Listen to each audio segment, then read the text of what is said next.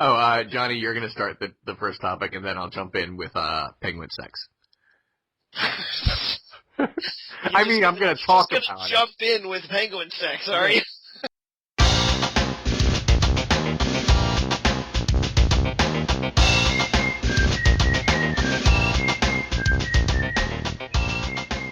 Hello, everyone. Welcome to Word Funk. I am Leon Thomas. I am joined by Austin Yorsky and Johnny Maloney. We are going to talk about movies and games and sex with animals. Sex between animals. Sex between animals. It's too fucking cold here, guys. How cold is too cold? And don't use any of your arcane, backwards, fucking 8th century Fahrenheit shit on me. I know the score. Well, let me look up our Celsius temperature, and then I will tell you. Because I don't have that readily available, because it's nonsense. Yeah, we don't do that shit here.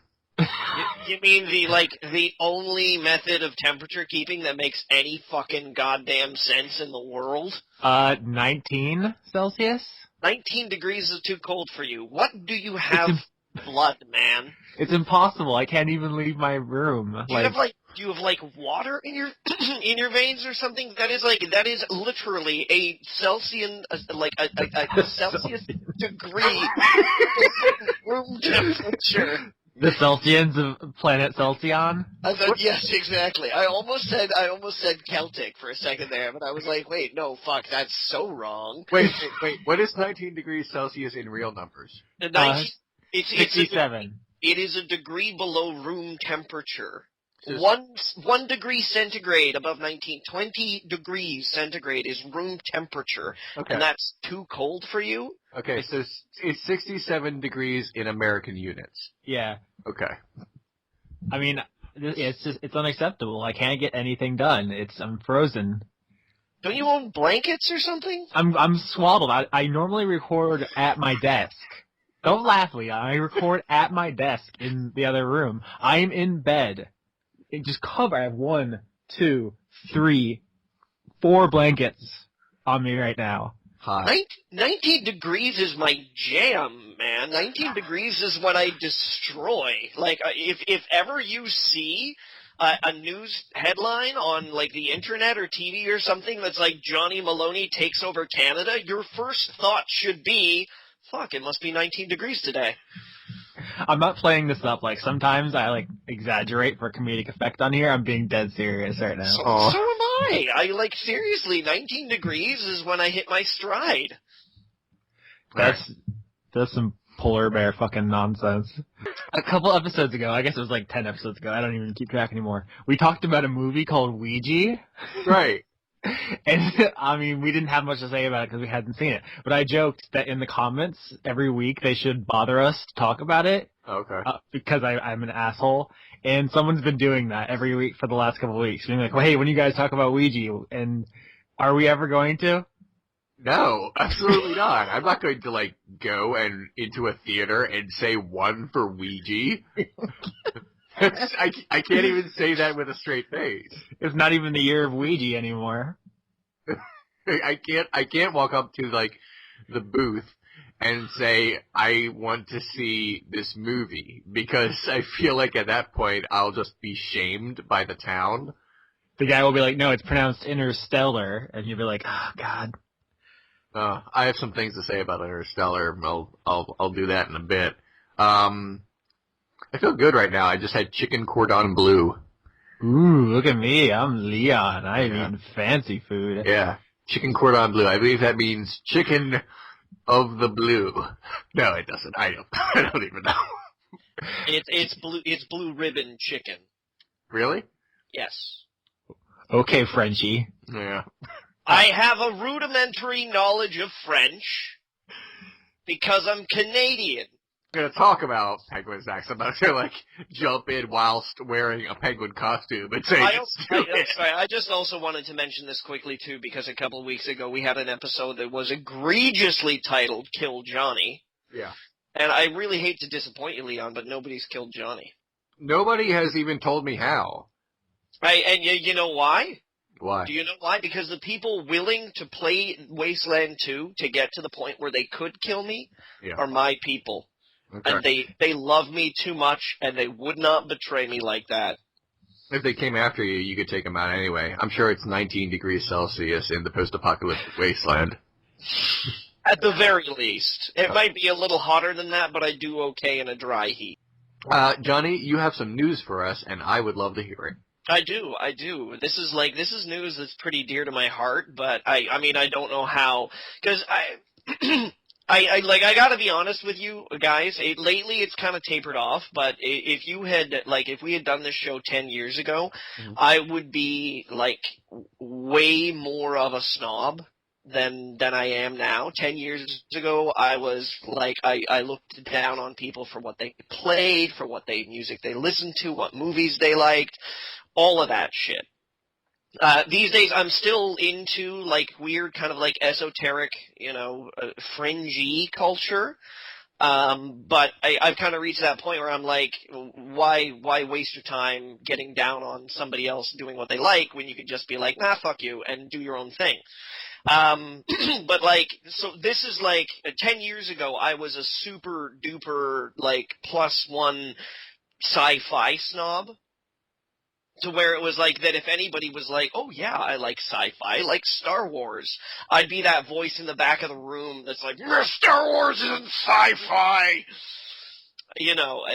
Because when I was even younger than that, this is Inception, we're getting like a memory of me 10 years ago to a memory of me 10 years ago before that.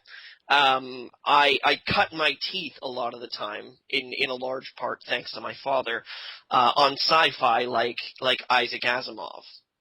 All right. So Isaac Asimov's books, like the books that the movie I, Robot, here's me trying to relate to pop culture, like the books that I, Robot was founded on, for example, were like really super important to me, and probably the most important Isaac Asimov books that I read when I was a child, or a tween, or whatever the adults who think they're in touch with things call those kids nowadays, was Isaac Asimov's Foundation trilogy. Have either of you fancy gentlemen read the Foundation books? Even though there's more than 3 at this point in time, I read the trilogy. I'm afraid I have not. Austin? Oh God, I'm sorry, Johnny. I've read all of Crichton. I've read all of the Philip K. Dick. That's my one blind spot there. Sorry, I let you down. That's cool. No problem. I can give you the Coles Notes briefly of the Foundation series. Now, the Foundation books, at least the classical trilogy, okay, is about math. Done. Cut. Print it. On to the next topic. No, the book is set like deep in the future. I think 10,000 years in the future or something like that. Where humanity has thrived and expanded to encompass almost the entire galaxy. And this guy named Harry Seldon, who's like this super amazing mathematician, basically invents a mathematical study called psychohistory, where using a measurement and documentation of historical events and the nature of human existence and all these, sociological mathematical ideas, he basically creates a chart for the next 30, 40, 50,000 years, to where he's like, yeah, so I'm pretty sure that this is the way the rest of the future is going to play out. And he predicts an end to the Galactic Empire, he predicts a Dark Age, he predicts a Second Empire, and the books basically, because the story goes that Asimov kind of wrote it being inspired by a history of the decline and fall of the Roman Empire.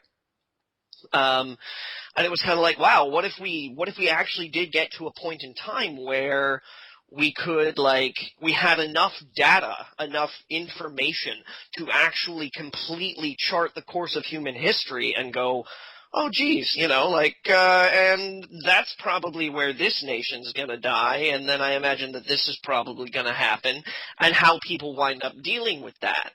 Because it's like... Do they release that to the public? They're like, hey, everybody, here's when shit's going to go down. It does kind of get released to the public, but, not everybody reads it, because a lot of people are just sort of like, yeah, okay, great, I'm going to spend my workday reading, the next 50,000 years of human history that hasn't happened yet, But it does talk about how, the emperor of the galaxy has people that are trying to, figure stuff out, and then he, freaks out and starts to go after the organization that's keeping track of all these things that psychohistory is doing, and then that becomes and it's weird because during the whole course of the book you kind of see these plot points where it's like, okay, yeah, all right, Harry Seldon predicted that. Okay, Harry Seldon predicted that, and Harry Seldon predicted this. And it's but a lot of it bounces off of the fact that Harry Seldon's predictions kind of show up. So it's an interesting work of science fiction because it doesn't really fit a lot of the tropes that you see in science fiction. There are practically no aliens in it. There's not a lot of lasers and space buccaneers and things like that. There's not a huge emphasis too either on even because Isaac Asimov is famous for saying that science fiction is about the nature of man in contrast or in companionship to how they are confronted with new opportunities and new technology and new knowledge and things like that, right? There's not a lot of that in this. It's really just kind of oh, hey, yeah, so look, it's X amount of 1,000 years in the future, and shit's kind of going crazy. Let's see what Trantor is doing at coffee time in the morning, So it's weird in that it's it's really biological. It's a really humanistic look at the behavior of people and what people are afraid of and how people will try and grab power and why power is important to people. But this backdrop against this plan where it's so for the next 100,000 years, this is going to happen, this is going to happen, this is going to happen. And no matter how people try to either directly struggle against it or just try and make their own plans or try and even just have an existential moment where they're I have free will, I will do what I want, how really tremendously futile that is. I just want to drop two things in here real quick, Johnny. Yo. One, Leon, does this sound familiar? Because you're my fellow JRPG nerd here. That's the premise of Tales of the Abyss. Yeah.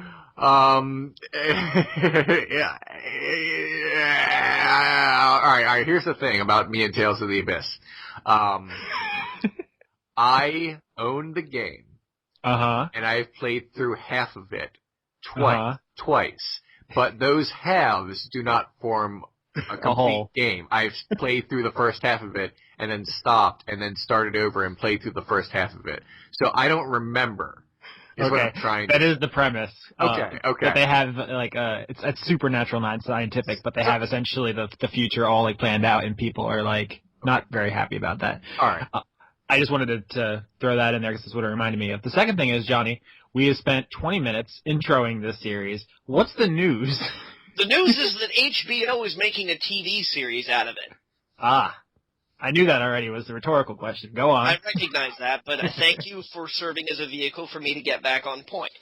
You capitalized me well, Austin, and now I am galvanized. So, HBO and apparently Warner Brothers are teaming up with Jonathan Nolan. Oh my.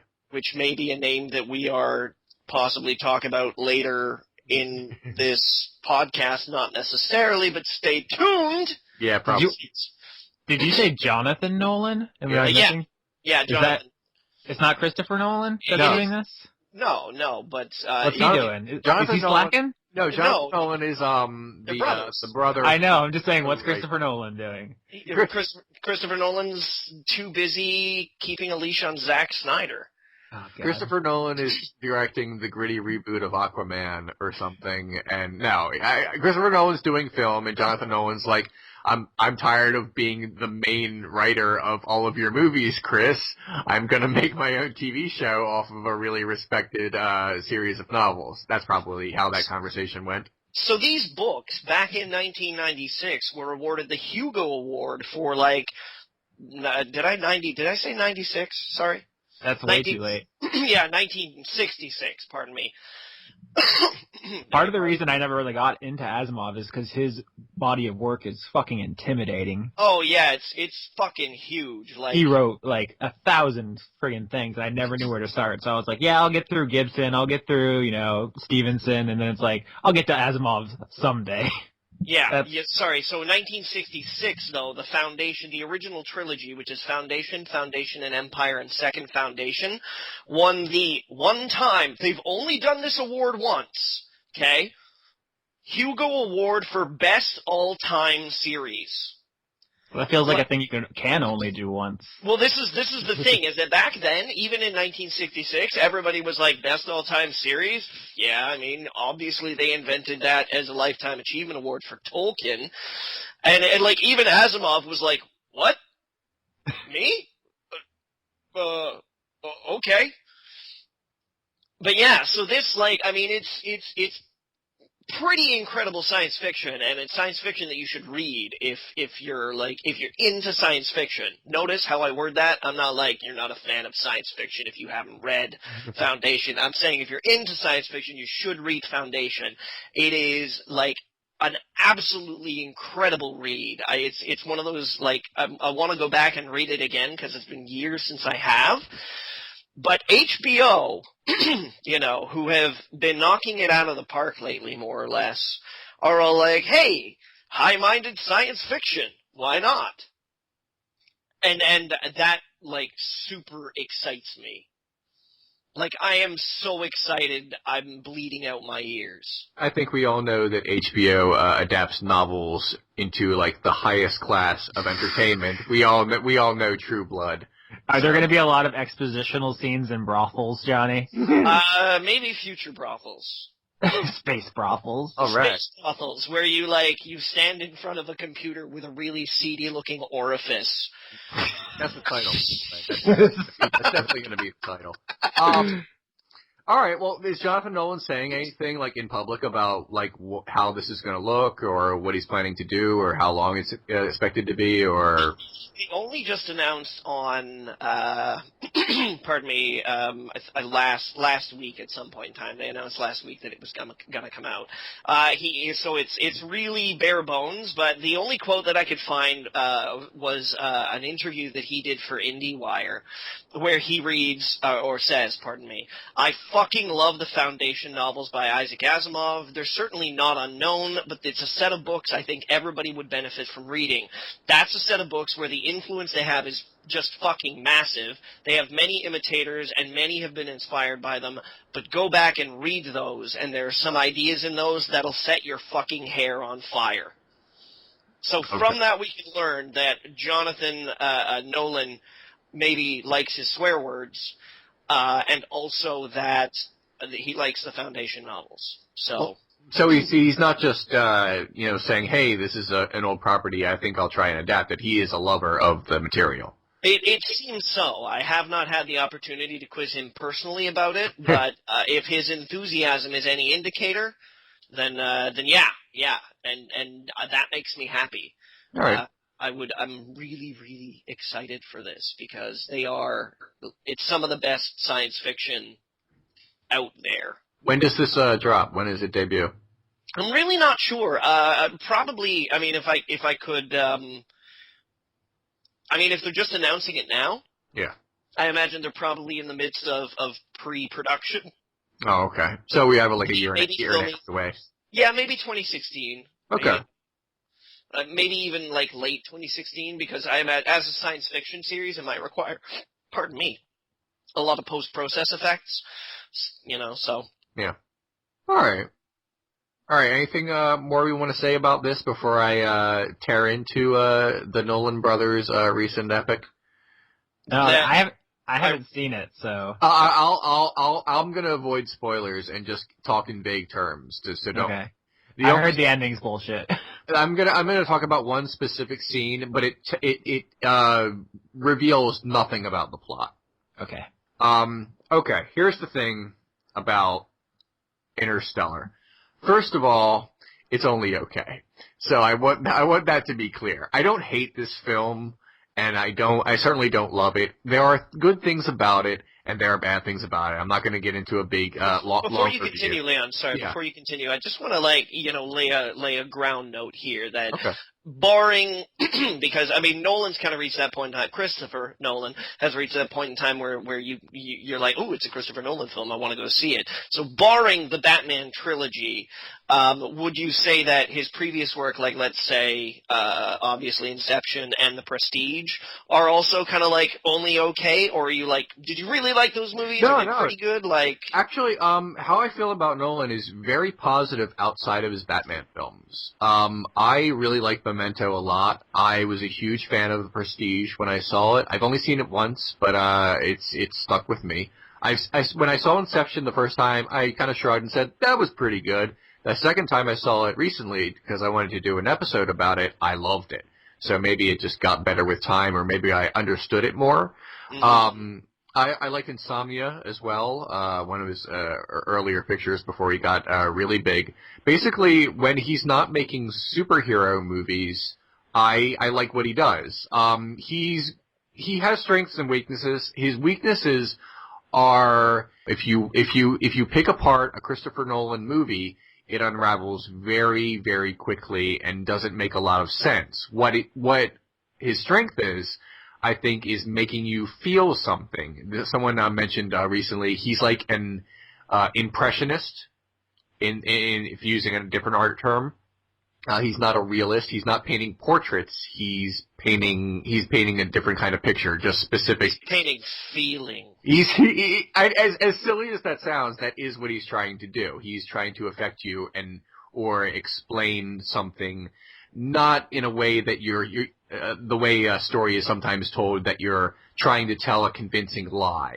Sometimes I kind of feel like he deliberately, I don't want to say abuses, but he deliberately sabotages some very basic elements of film, like very, very simple symbology and very, very simple camera work to sneak certain things into you emotionally. If that makes any sense. No, he's good at that. He's good at tugging at your heartstrings or setting up these big dramatic set pieces, and he's good at, basically, to sum it up, he's good at emotion. He's not good at certain other things, and that's okay, because I still find myself thinking about his movies after they're done. I'm not a huge fan, because although I said how do I put this? I like some of his films. I love a couple of them, and there are 3 that are just kind of okay, and those being the Batman films. Even The Dark Knight, which I know everyone adores, I just think it's an okay superhero movie. You're hipster as fuck, Leon. I'm sorry. I love superheroes, but I'm not convinced that the Dark Knight trilogy is as great as people say it is. Thinking about them now, I just don't feel myself emotionally affected, or thinking about them in the way that I think about his other films. I'm not like I said, I'm not Nolan's biggest fan. I'm not his biggest detractor. I just think he's pretty good at certain things, and sometimes those things come to the forefront and make for a good picture, and sometimes they just don't. Interstellar, at least for me, did not. I walked out, and I thought, and my wife and I looked at each other, and we were like, it was okay.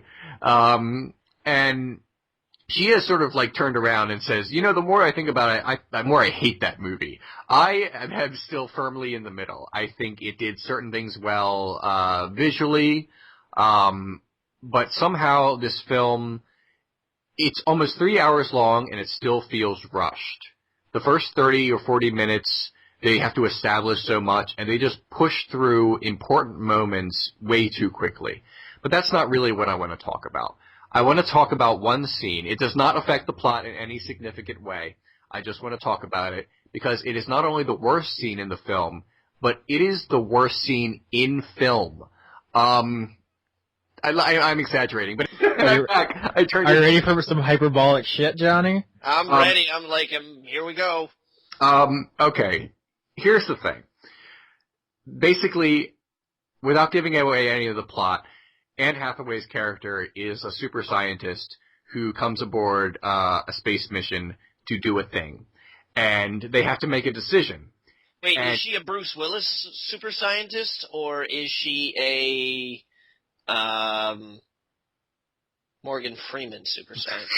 She's like a genius scientist who knows exactly what to do at all times. She's like a she's all that super scientist. Then. She's super competent. A Neil deGrasse Tyson, if you will. Yeah, she is. And all that ends in one scene where she decides that what they really need to do is follow their hearts. She basically, apropos of almost nothing, starts talking about how we should be guided by love. We have to make this decision guided by love because science can't explain love. There's something deep and invisible there that draws us to things. And if it sounds chemical. It's chemical. They totally can explain it, Leon. I know, and sick. And as I'm saying it right now, it doesn't even come close. You're gonna make me puke. To how obnoxious and out of place and stupid this is in this movie. And no, wait, it's some Fifth Element, right? The Fifth Element is love. I joked on Twitter earlier that this is the joke that Professor Frink made when he was trying to find the secret ingredient to the flaming Moe. He says the secret ingredient is love. Who's been screwing with this thing? And that's what it's like. It's like, I'm sorry, but you're a scientist. You can't base your decision on the fate of humanity based on love. I mean, technically you can, but that would be, grossly irresponsible. It is grossly irresponsible, and it is preposterous, and the movie should not be... Look, again, I understand that Nolan's films are more about emotion than anything else, and so I understand part of why this was brought up, but it is wedged in there in this awful, jagged, disgusting way, and I could not even think of something watching a movie that I have hated more. I just sat there and I almost screamed, "You're a scientist!" Leon, maybe you're thinking of it not literally enough. You're trying to think of it, love, the concept. What if she just meant oxytocin? Just specifically, that's what we have to be guided by. It's that chemical. She is talking about love in a very magical way. I'm not even doing it justice, explaining it in this very small way. You have to see the movie. Hey, Austin. Yes. Just a quick side question right here. You're the biblical scholar. Would you say that Abraham loved God? You have to. You have to love God. Yeah. So, I mean, obviously, slap Isaac down on the altar there and go to town. Don't worry. You are guided by love. Love is always, love finds a way. This reminds me, do either of you guys listen to the Flaming Lips? Yeah. They have a song, Leon? Detachable Penis? No. That's not them. They have a song, I had to look it up because the name of the song, and I'm going to say the whole thing. The name of the song is An Untested Hypothesis Suggesting that the Chemical in Our Brains by which we are able to experience the sensation of being in love is the same chemical that caused the Big Bang that was the birth of the accelerating universe. Okay, first of all, okay. Then second of all, that's not what Nolan was talking about. He just wanted to make a movie about magic love in space. I'm just saying there might be a scientific basis. No. I refuse to believe that. And I also refuse to, I gotta know first, Austin, did they cite their sources? I had to look in the liner notes. I'm assuming it's the bridge or something like that. Is the next track a bibliography? Alright, no, but in all seriousness, Interstellar, I don't even, I can't recommend it, but I don't want to warn people away from seeing it, because a lot of people really love it. And if you do, that's great. I envy people who love movies that I hate, because I would love to love every movie, but I don't. I found this one, troubling, and, I hate to use the word problematic, because everything's problematic. It is extremely flawed, and I don't feel like I didn't waste my time watching it, but I have no reason to see it again, ever. So it has value, but you just think people should keep their expectations in check. Yeah, and maybe, and I admit to one more thing, why I maybe didn't like this movie. Like I said, I like Nolan's films when he's not doing Batman. So when the trilogy was over, and it's like, oh, look, there's a new Nolan movie, and it's all science fiction. I'm like, oh, cool. I'm interested in that. I'll probably like it. And because, just track record, I like most of his non-Batman movies. And I just couldn't seem to. I'll just mention one more thing, and then I'll leave Interstellar alone. Before you do, I just want to know. Okay. Conjecture-wise, do you think it would be better for me to sit down and watch Interstellar, or for me to sit down and watch a feature-length Lincoln commercial starring Matthew McConaughey? That the reconnaissance may be over due to Interstellar and him endorsing a car. This isn't he just right. likes it. They didn't pay him at all, right? That's his car. Absolutely. I'm sure he did that out of the goodness of his heart. Yeah, this is just a documentary. They just put cameras in his car, and this is just how Matthew McConaughey talks to himself. Or he just filmed himself driving and then set the tape in. They didn't even ask him. Answer the question, Leon. Would I be better off watching Interstellar or an Interstellar-length Matthew McConaughey Lincoln commercial? I'd be more interested in watching the commercial at this point, just because I would be curious how they would stretch that out. That would be a neat experiment. He'd probably get to this point in time where he would just start being like, "What did I forget from the grocery store? Oh yeah, milk." I'm gonna try to talk about something that I think we've all been thinking about. And that is, how does a seal have sex with a penguin? I stay awake at night wondering about this. There's news in the sub-Antarctic. What's happening, ladies and gentlemen, is seals are having sex with penguins. And by that, I mean, they're not like forming little families where, they're like mixed families where some of them are seals and some of them are penguins. It's a lot more violent than that. Basically, there's theories about why this is happening. One possibility is that, let's say, sexually experienced seals are sexually frustrated and are just grabbing the closest thing that they can have sex with, and the closest thing sometimes is just a penguin. There's also a chance that this is actually sort of an act of aggression by the seals. Seals. Leon, this is so weird. This is the weirdest thing that you've ever said. Seals have, I'm reading this from the article, a pre-existing predatory relationship with the flightless birds. So it's reasonable enough that the whole stalking, killing, eating thing sometimes goes slightly off the rails and involves a bit of sexual dominance. The way this article is written is sort of very carefully trying not to say penguin rape, but that's what it is. This paragraph that I'm reading, the other way you could read it is, penguin sex is not about love, it's about power. And this is just the creepiest thing I think I've ever read. So let's talk about this. What? I insist upon it. You're such an asshole because you introed it and then you threw it to us to try to make it funny. I feel like I did my best to make it funny. I did my best. Johnny, Austin, why do you think that seals are violently having sex with penguins? You know what this reminds me of, Leon? What? This is why Sean isn't allowed in SeaWorld anymore.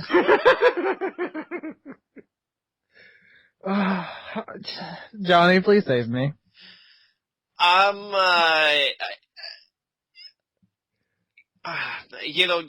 Despite my inability to breach the topic properly, this is actually not the first time that I have heard of interspecies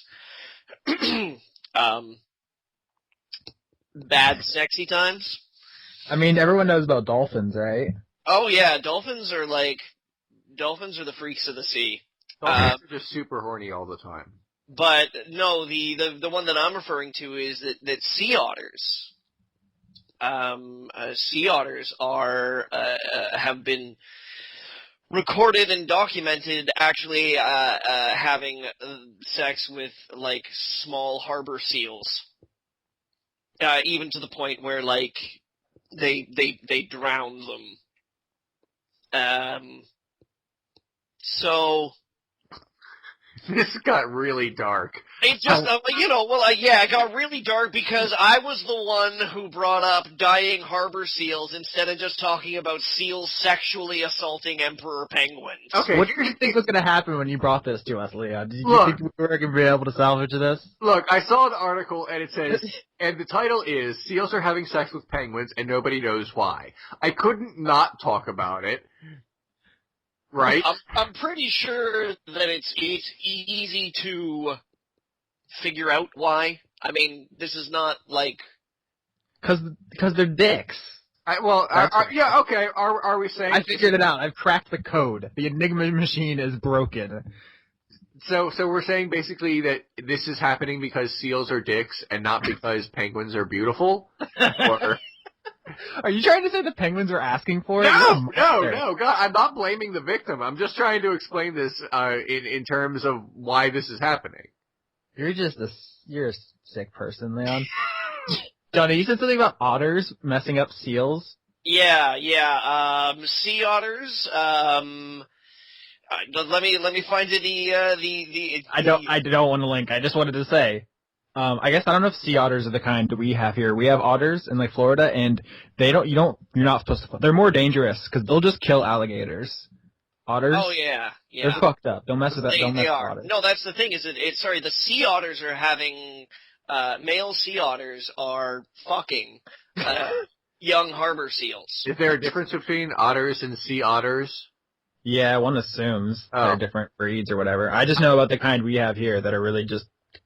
Well, they're dicks, honestly. I'm gonna start calling otters land sea otters. What?